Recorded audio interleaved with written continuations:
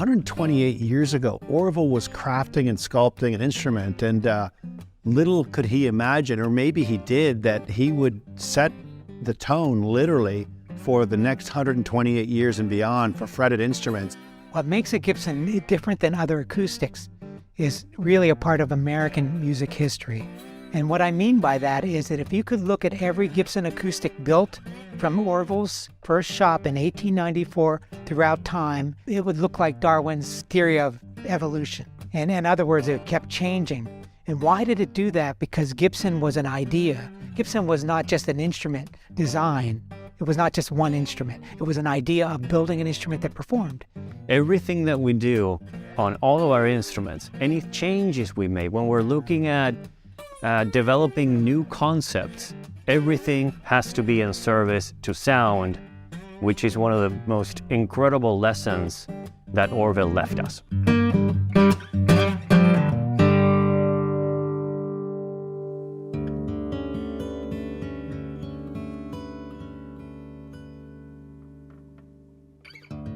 We're a very traditional company, so we utilize bracing patterns that have been established over decades and decades of building the specific models.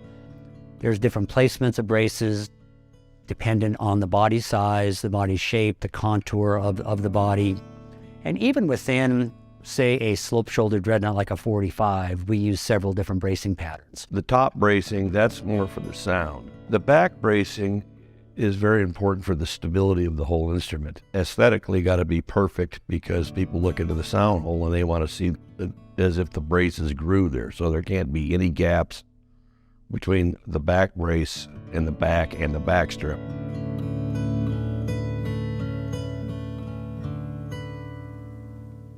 The bracing inside a guitar is still controversial to this day. In other words, there are builders that say the bracing doesn't affect anything. We believe that it does, because the bracing patterns that change the guitar in the body that it's in will change the dynamic range and change the tone. So back in the early 30s, as we continued with this pursuit of innovation and sound that Orville left us, we started working on developing what first became the Jumbo in 1934.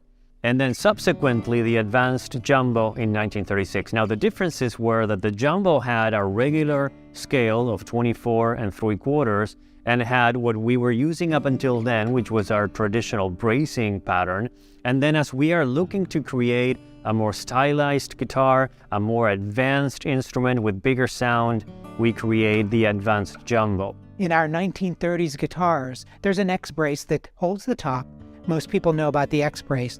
The width of that X, if you measure it in the original 1930s guitar, a typical guitar would be 95 degrees an X, a 95-degree X. Here's where we change the bracing pattern, and that's why we call it a more advanced bracing pattern, where we widen it by about 5 degrees to create a larger projection of sound combined with a longer scale of 25.5. So this is a perfect example of how we were borrowing from that tradition that Orville was obsessed with in looking at ways to create new sounds, bigger sounds, and change the landscape to make the guitar be center stage with the artists.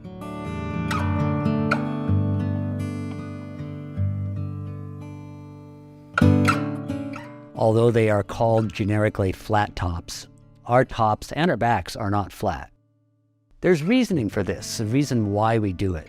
Now, in a nutshell, the way an acoustic guitar creates tone is every time you strike a note, it's microscopic, happens in a millisecond, but that top actually deflects, pushes the sound waves inside the guitar where the different woods, different shapes for different bodies, and different bracing patterns temper that tonality before it comes out of the guitar. The sound we want to get out of our Gibson acoustics dictates that we need to build them this way, and it's worked for over 100 years, and we just love that.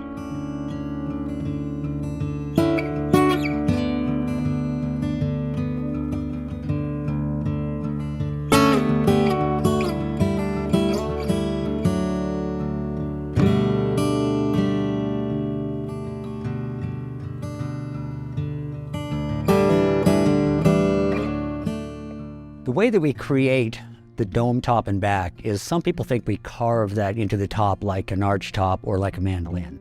That's not the case. We have our braces created, and the side that's going to be glued to the top and back is actually not flat. In this case, this has a 28-foot radius to conform with the shape we want at the top. Back braces would have a 12-foot radius carved into the flat surface. What happens then is when you attach that top to those braces, it actually bends it over it. And that's what creates that tension that gives the Gibson that clarity, that pop, that in a lot of cases you cannot get from a non-arched topped guitar. We've experimented a few years, actually a few decades ago, I should say, on flattening the top and putting a 90-degree neck joint on it. And when we listened to it, it was interesting. Same sound, beautiful sound, nice resonant wood, but there was more bass, but the mids dropped out. And we realized that the key element to the Gibson formula for something that the players have loved since the late 1920s is that mid-range. So that's why we do on the top, to gain that magic mid-range, the Gibson magic tone, as some people call it. Historically, when you install braces on a top or a back, they would use spring bars, and they would put the top on a fixture with another fixture above it, and these spring bars would just be placed along the braces in various locations to hold it down. These days, we use a vacuum fixture, which is just wonderful. They'll have templates for a specific model, so they can only put the braces on that top and back at the exact right spot. For consistency's sake, they close the lid down, and it's a flexible membrane. They hit the switches, the vacuum sucks the air out, and we call it the seal meal. It kind of just sucks it down all the way around, but it's even, it's tight, and it's just a constant rotation all day long, and it just has made for a much better product since this technology has come into play. The Gibson acoustics that we started building in the 1990s were the first on the market for decades. The old ones were out for years and years and years and years, but they were missing for years and years and years. So they sounded warm, and they were all seasoned beautifully from the artists playing them for the decades. So when we started, we had a disadvantage. We had to make the new ones sound like the old ones.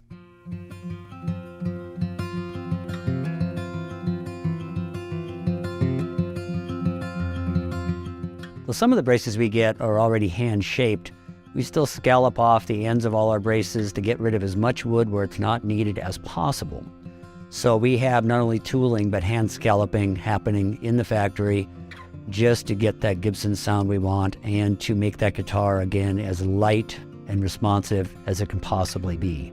The braces on the backs and the tops get scalloped after we've set all the pieces. When we apply the glue, there's a time that we have come to an agreement on, which is 15 minutes. That allows the glue to dry the bracing under the bracing that we've applied. We're doing 3 at a time now, every 15 minutes. We've talked about the dome top, the radius top. If you try to glue a radius top onto a flat edge of the rib, it's not going to hit parallel because it's going to come over at an angle. Plus the fact there's really not much room for glue on just the 95 thousandths thick rib set. So we install what's called kerfing. It's a single piece of mahogany. It's cut very thin so it's flexible.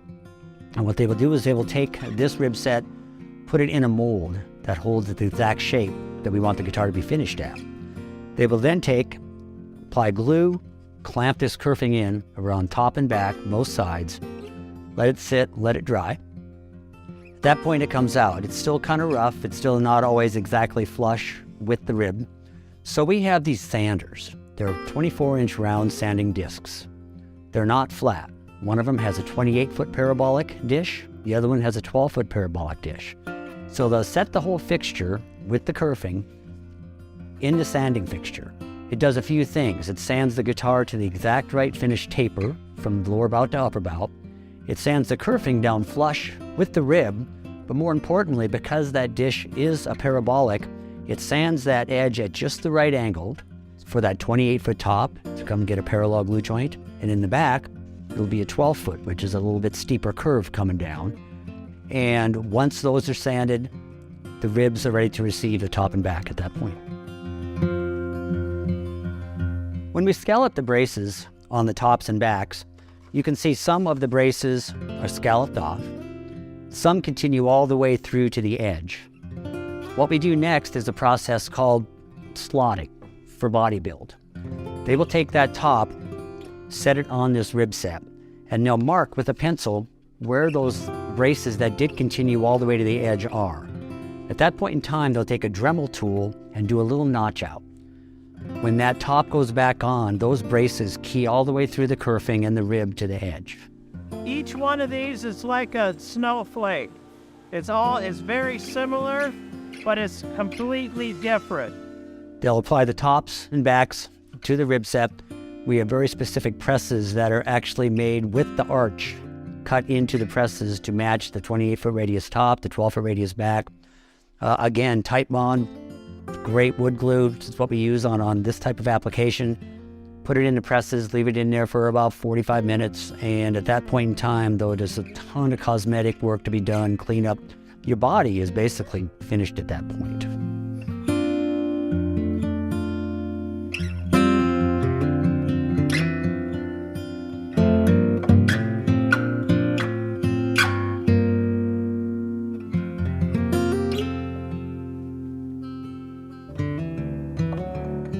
I look at myself in the mirror every morning when I'm going to come here to work, when I'm going to go to our crafteries, or when I'm traveling around the world working with our teams and with our artists.